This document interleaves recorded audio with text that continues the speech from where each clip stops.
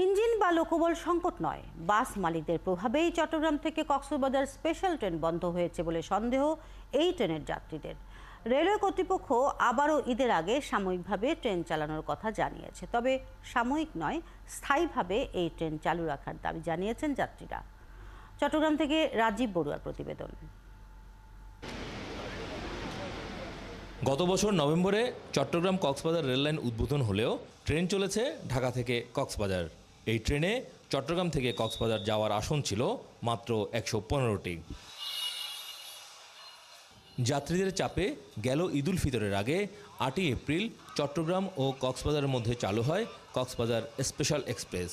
কিন্তু 52 দিন চলার পর ইঞ্জিন ও লোকবলের অভাব দেখিয়ে গত 29শে মে থেকে এই ট্রেন বন্ধ করে দেয় রেলওয়ে। ইঞ্জিনের যে সংকটটা, এটা সঠিক এবং সাময়িক একটা ভালো সংকট সৃষ্টি হয়েছে।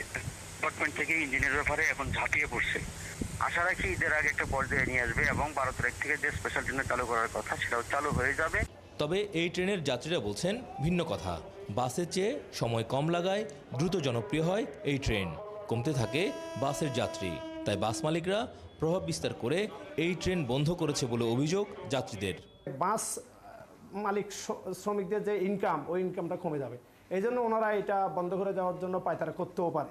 আমরাও চাই যে এটা আবার চালু হোক আর সেটা স্থায়ী হোক। এদিকে এই ট্রেনটি আবারও চালু না হলে যাত্রীদের নিয়ে আন্দোলন গড়ে তোলার হুঁশিয়ারি দিয়েছেন চট্টগ্রাম কক্সবাজার রেল যাত্রী কল্যাণ পরিষদ।